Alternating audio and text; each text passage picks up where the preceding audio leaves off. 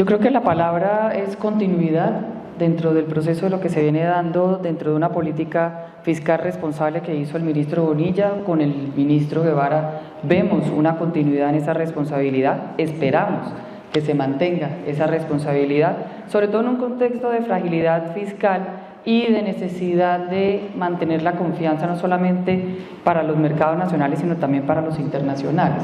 Y en ese sentido, pues yo creo que el ministro Guevara va a hacer una muy buena labor. El ministro Guevara también, hay que reconocerle que siendo viceministro abrió muchas puertas y trabajó muy de la mano con el sector privado. Esperamos que eso se mantenga y que sigamos trabajando mancomunadamente en generar esos procesos que den crecimiento al país, que sigue siendo el mayor desafío que tiene Colombia. De hecho, cuando uno mira el título del panel que dice entre la incertidumbre y la esperanza, empieza uno a pensar dónde está la esperanza y dónde está la incertidumbre. Y realmente lo que da trabajo es que si bien hay cifras que de una u otra forma han mejorado, porque hay que mencionarlo, hay cifras que mejoran, cuando uno lo pone en perspectiva en la necesidad del país no es suficiente.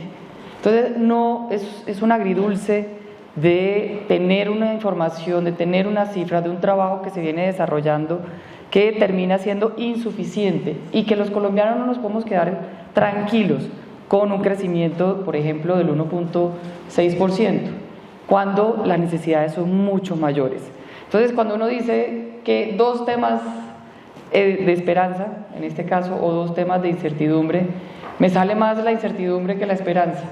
En la esperanza, pues, para poder hablar de algunos que se le vienen a la mente, definitivamente el tema de inflación es un tema que ha venido mejorando, que se ha venido reduciendo, todavía sigue siendo alta, un 5.13% sigue siendo una inflación alta. Además que eso tiene también una connotación, y ahí viene la incertidumbre, que no necesariamente puede ser una cifra que se vea positiva per se, porque una desaceleración también puede ser causa de una inflación que se viene disminuyendo. Las importaciones, por ejemplo, vienen creciendo y en el caso de Estados Unidos, el 70% de lo que se importa no se produce en el país y con una tasa de cambio alta pues puede generar una presión también en la inflación. Entonces encontramos que esa luz de esperanza también presenta cosas que de una u otra forma hacen una injerencia para ver esa incertidumbre.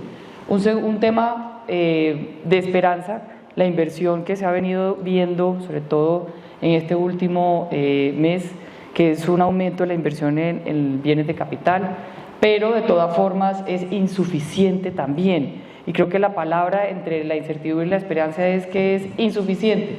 Y hoy en día tenemos que buscar la forma de lograr generar herramientas, indicadores que sean suficientes de acuerdo con las necesidades del país.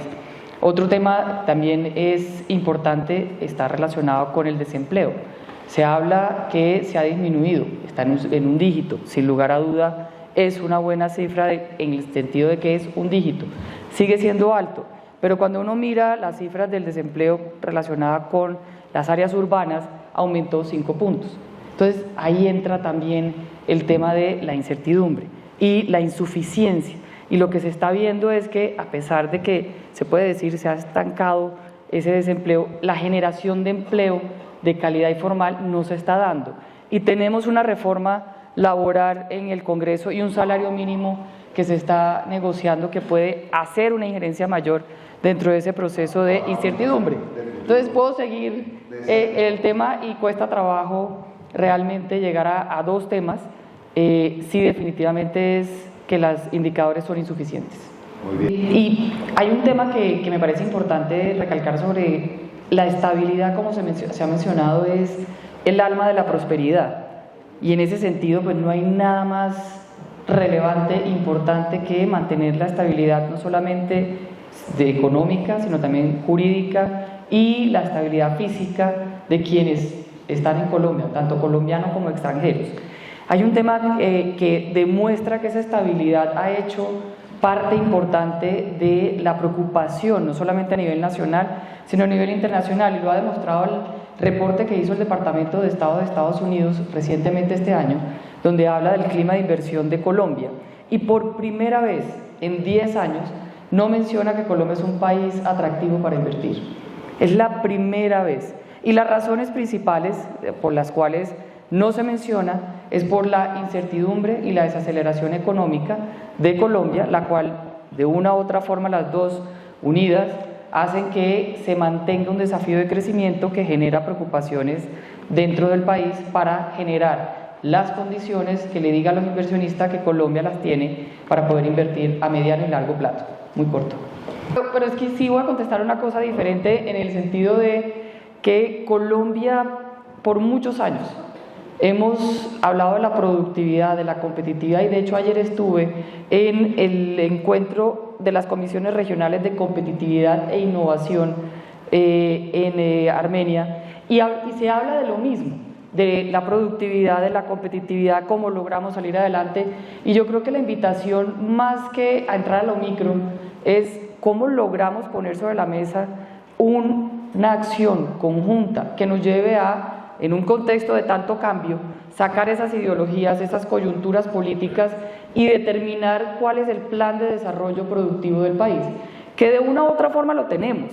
Colombia tiene unas bases importantes de competitividad y de productividad en el sector agrícola, en el sector de turismo, en el sector de telecomunicaciones, en temas de innovación, pero son espacios muy pequeños, son digamos que ecosistemas muy chiquitos, donde no se replica ni se establece a nivel nacional, ni se puede generar un proceso productivo a gran escala, porque son ecosistemas pequeños. Y en eso venimos en un proceso de discusión de hace mucho tiempo.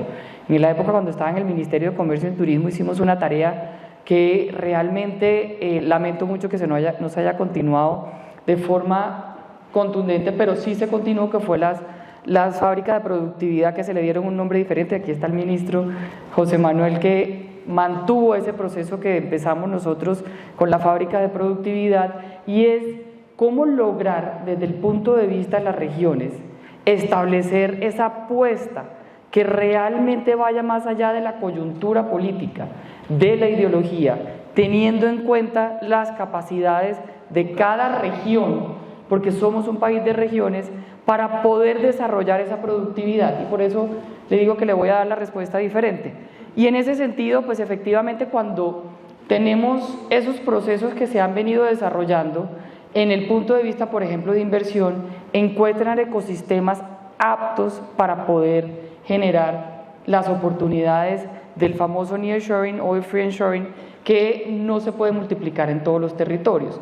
Por eso quiero hacer la invitación en este foro tan importante de hagamos un punto más arriba, empecemos a hablar y a retomar todo lo que se ha venido haciendo para que nos pongamos de acuerdo en ese plan de desarrollo que genere esa productividad y que permita llevar a Colombia efectivamente a ser un país con unos crecimientos que no sean mediocres como los que tenemos hoy en día, sino que superen el 3.5, el 4, el 5, ¿por qué no llegar al 8 y al 9? Muy bien, pero ahí contestó directamente lo empresarial, pero sí me parece que hace una cosa importante, que es, al bajar de lo nacional a lo regional. Y es generar esos ecosistemas que permitan que las empresas puedan encontrar esa productividad que hoy en día ya hay en Colombia. No quiero decir que no haya, sí hay productividad en ciertos sectores, hay ecosistemas donde hay una productividad interesante. Por ejemplo, en el tema agrícola. En el tema agrícola hemos encontrado, por ejemplo, con toda esta acción que venimos analizando en la Cámara Colomboamericana desde el 2018, en la tensión comercial entre China y Estados Unidos, encontramos que Colombia tiene ventaja comparativa revelada en 108 productos frente a China, vendiendo en Estados Unidos. Ahí hay una productividad. Dentro de esos productos encontramos que el sector agrícola tiene la capacidad de crecer en los próximos 3 años 250%, exportando lo que ya tenemos, generando ¿qué? Asociatividad, generando mayor productividad en aquella asociatividad para que otros puedan tener y ser más eficientes, y un trabajo mancomunado entre el sector público y privado.